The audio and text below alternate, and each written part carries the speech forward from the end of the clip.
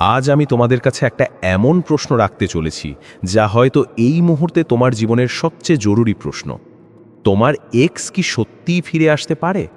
সেই মানুষটা যাকে তুমি পাগলের মতো ভালোবাসতে, যে একসময় তোমাকে তার পৃথিবী মনে করত, সে কি আবার তোমার জীবনের অংশ হতে পারে?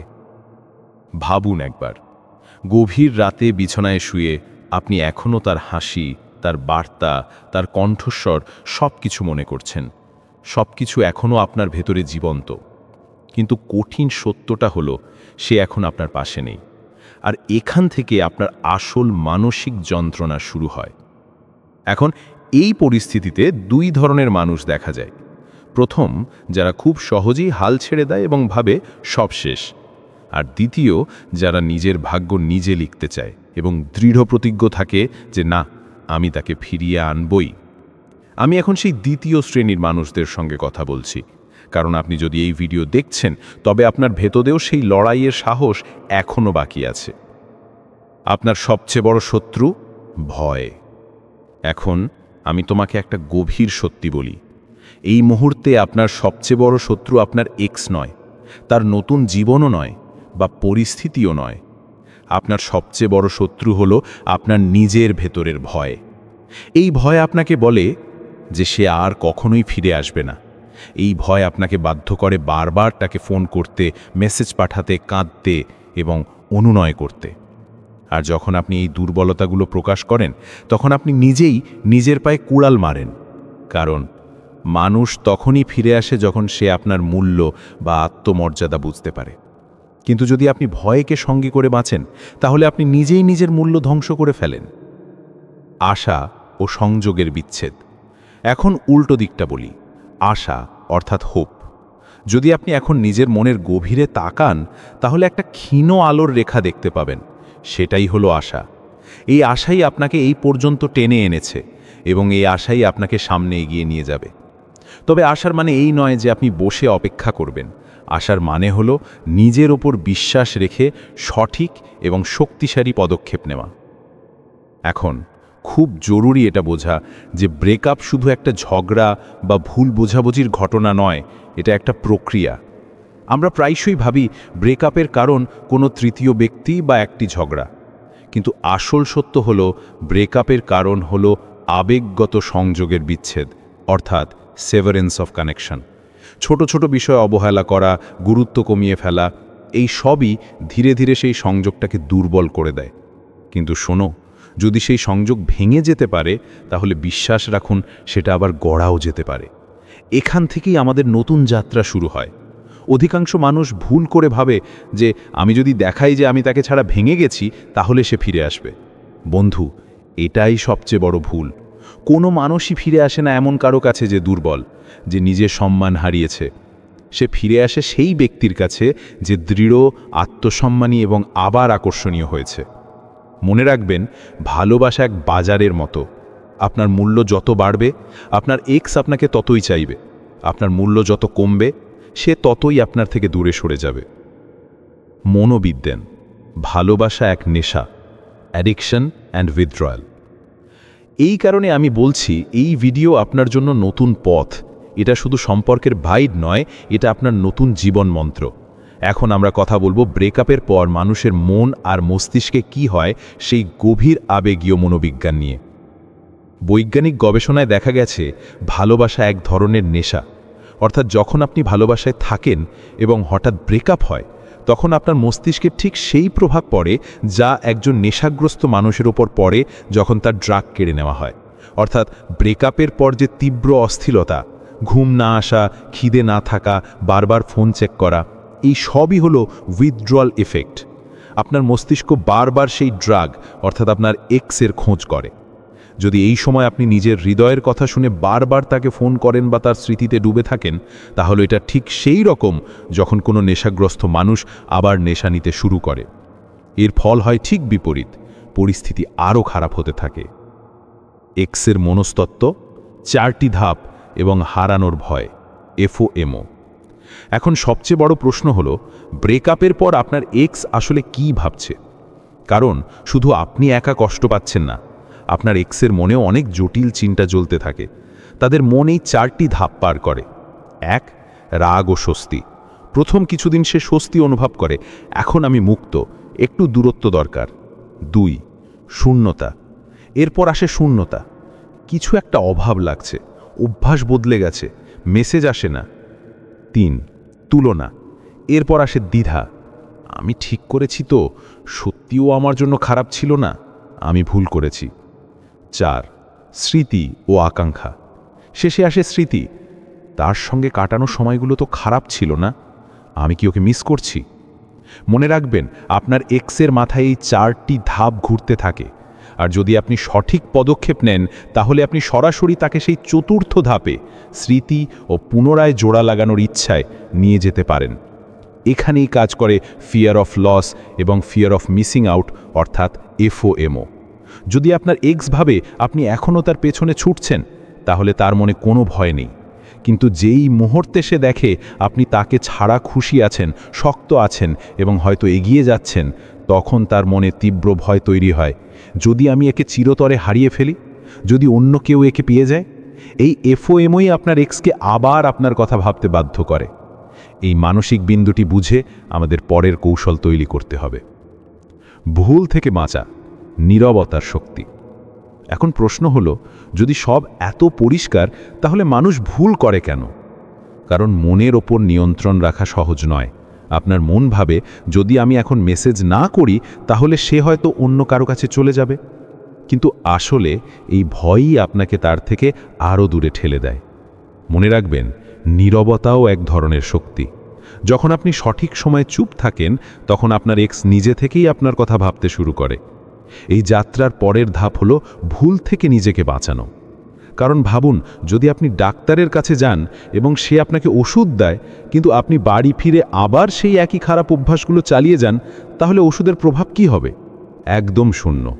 ঠিক তেমনই, যদি আপনি আপনার এক্সকে ফেরাতে চান কিন্তু বারবার সেই একই ভয়ঙ্কর ভুলগুলো করেন যা বেশিরভাগ মানুষ করে, তাহলে আমার সমস্ত কৌশল ব্যর্থ হবে। তাই এখন আমি তোমাকে বলবো সেই 5টি সবচেয়ে বড় ভুল যা আপনার সম্পর্ককে চিরতরে নষ্ট করে দেয়, এবং আমি আপনাকে এটাও বলবো কিভাবে সেই ভুলগুলো থেকে নিজেকে রক্ষা করে আপনি এক্সকে ফেরানোর ভিত্তি তৈরি করতে পারেন। 5টি চরম ভুল যা সম্পর্ক নষ্ট করে, দ্য 5 ডেডলি মিস্টেকস।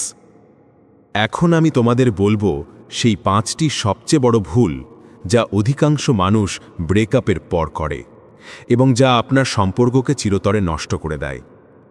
1, এক্সের পিছু নেওয়া, চেজিং বা নিডিনেস।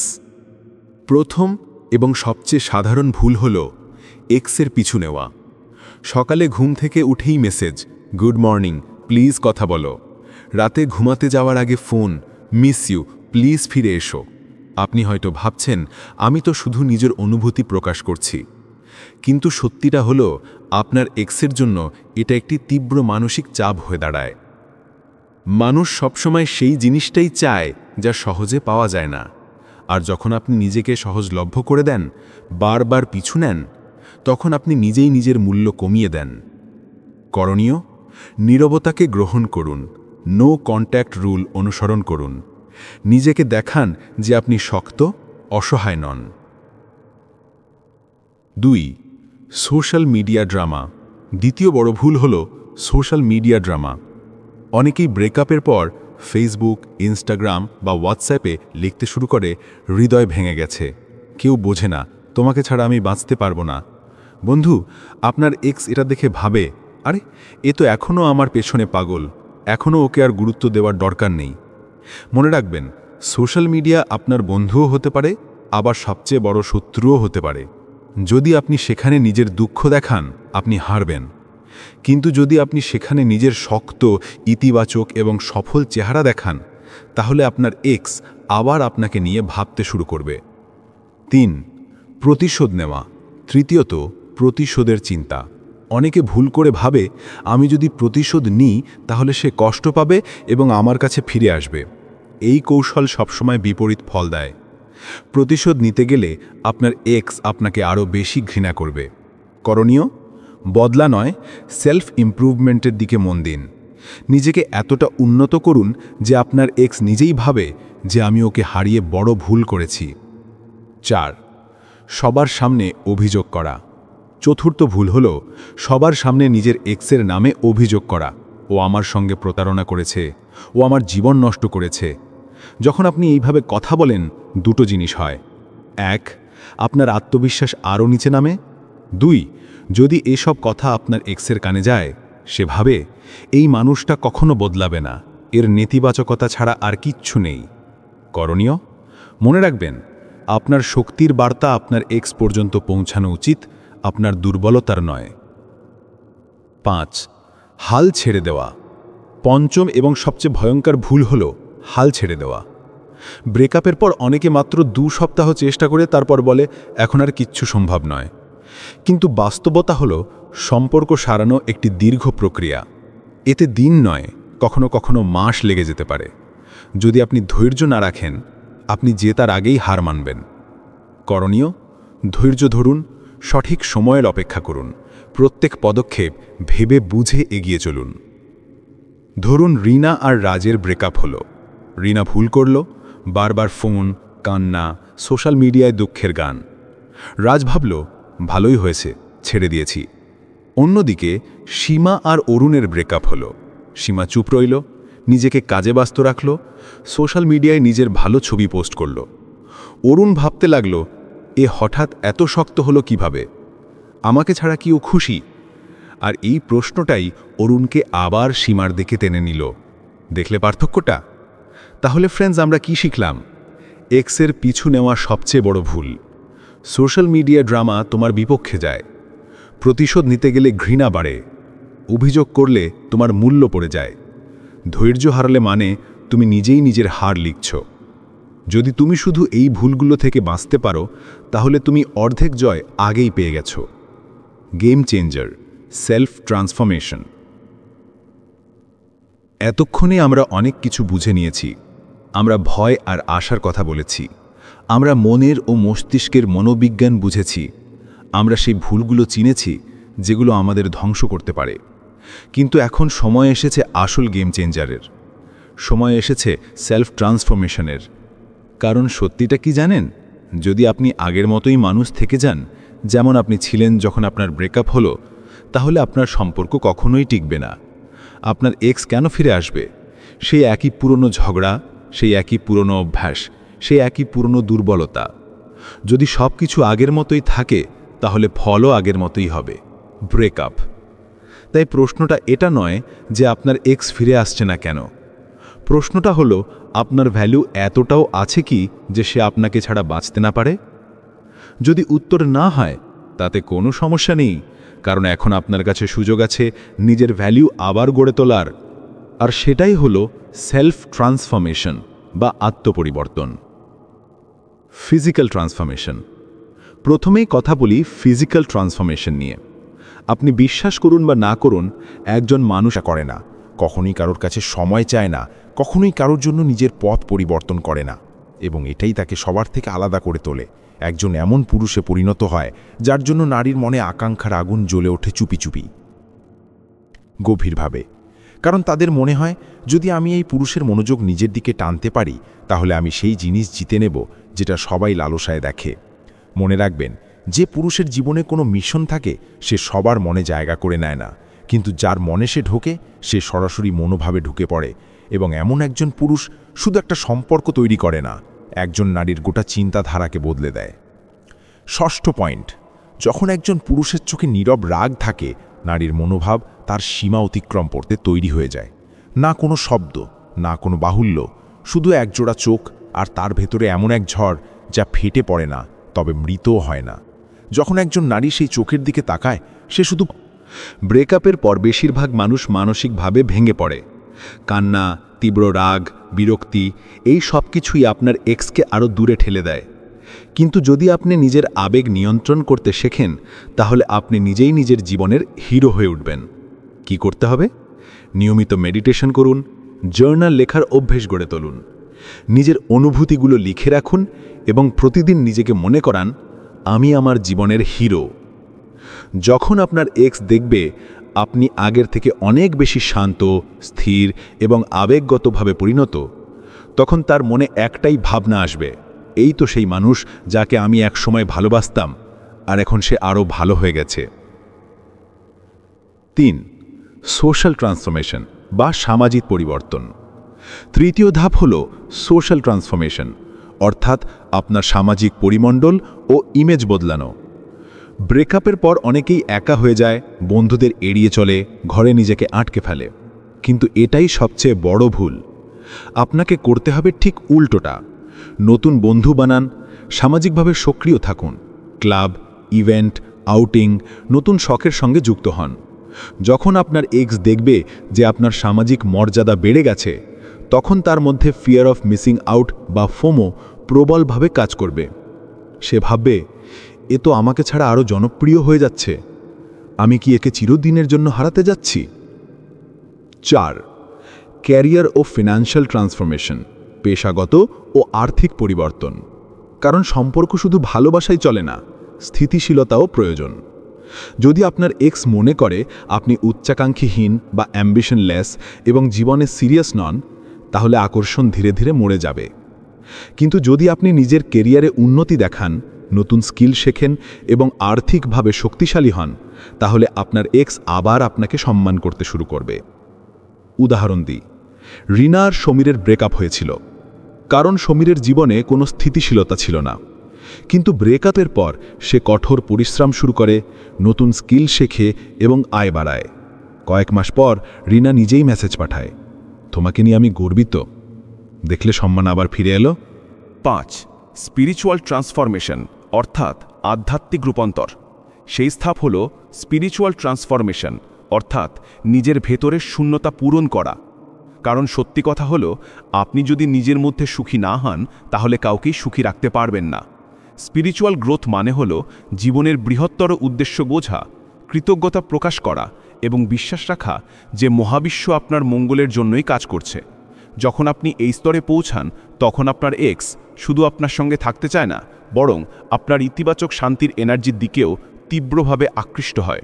এই 5টি স্তম্ভই আপনার সেলফ ট্রান্সফরমেশনের ভিত্তি: physical, emotional, social, career, financial এবং স্পিরিচুয়াল ট্রান্সফরমেশন। মনে রেখো, তুমি বদলালে তবেই সম্পর্ক বদলাবে।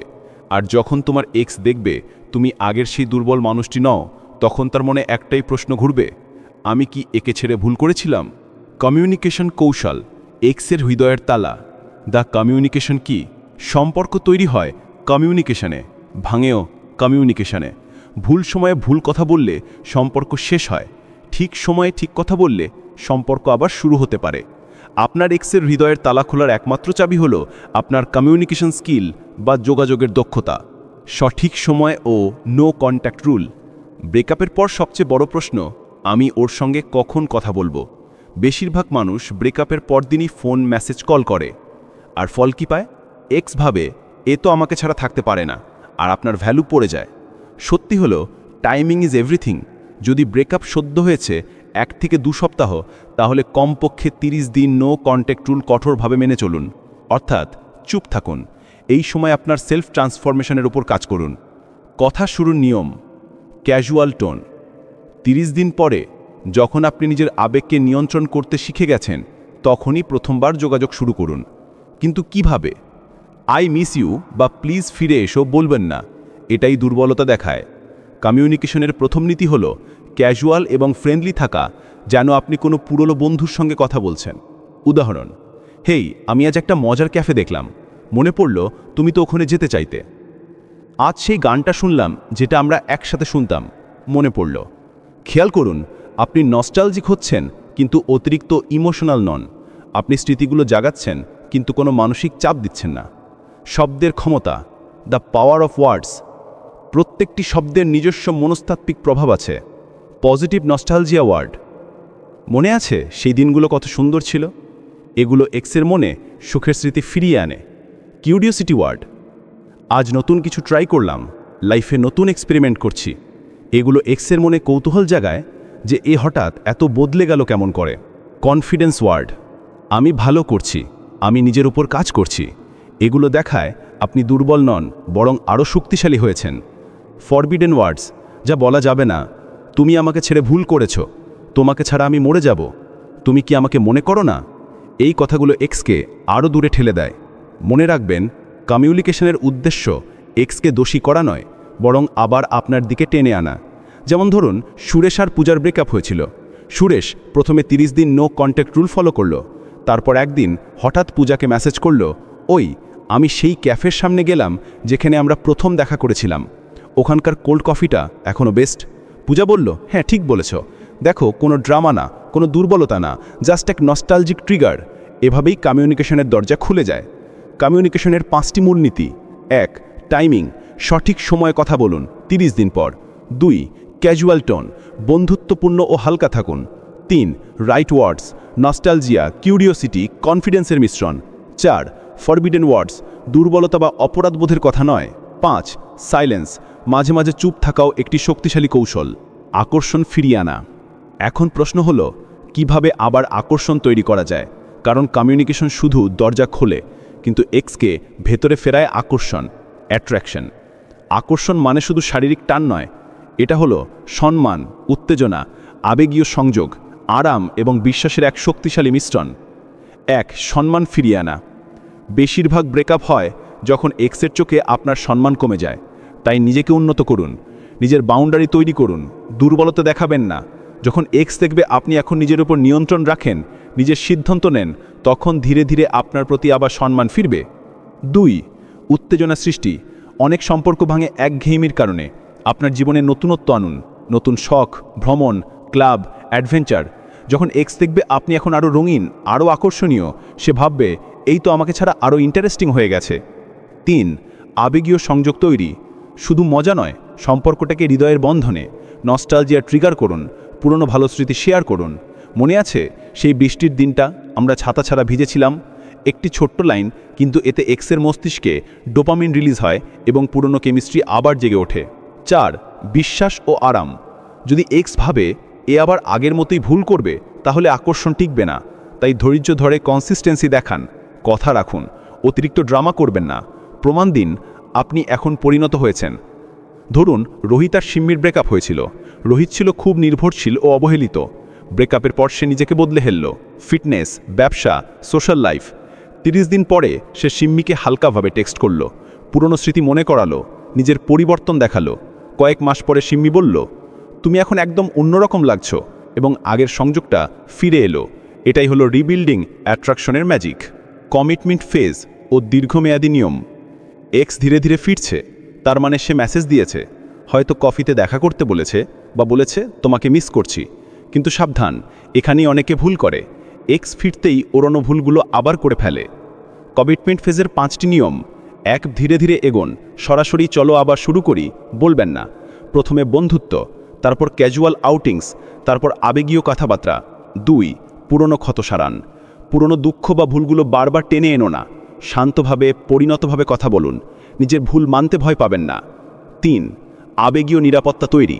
এক্সের মনেই বিশ্বাস তৈরি করুন যে এই মানুষটা এখন আমাকে আর আঘাত করবে না। 4. ঘনিষ্ঠতার ভারসাম্য রাখুন। এক্স ফিরলেই সঙ্গে সঙ্গে অতিরিক্ত ঘনিষ্ঠ হয়ে পড়বেন না, প্রথমে মানসিক ও আবেগীয় সংযোগ শক্ত করুন। 5. নতুন লক্ষ্য তৈরি। পুরনো সম্পর্ক পুরনো ভিত্তিতে টিকবে না। নতুন স্বপ্ন, নতুন গোল তৈরি করুন, যেমন চলো একসাথে ট্রিপে যাই, একসাথে কিছু শিখি। যদি এই 7টি নিয়ম মেনে চলেন, তাহলে শুধু এক্স ফেরানো নয়, আপনার সম্পর্ক এমন হবে যেটা দেখে মানুষ বলবে এই তো সত্যিকারের ভালোবাসা। এরকম আরও শক্তিশালী ট্রিক্সের জন্য মোস্তফা ভয়েস চ্যানেলটিকে মনে রেখো। ভালো থেকো, ধন্যবাদ।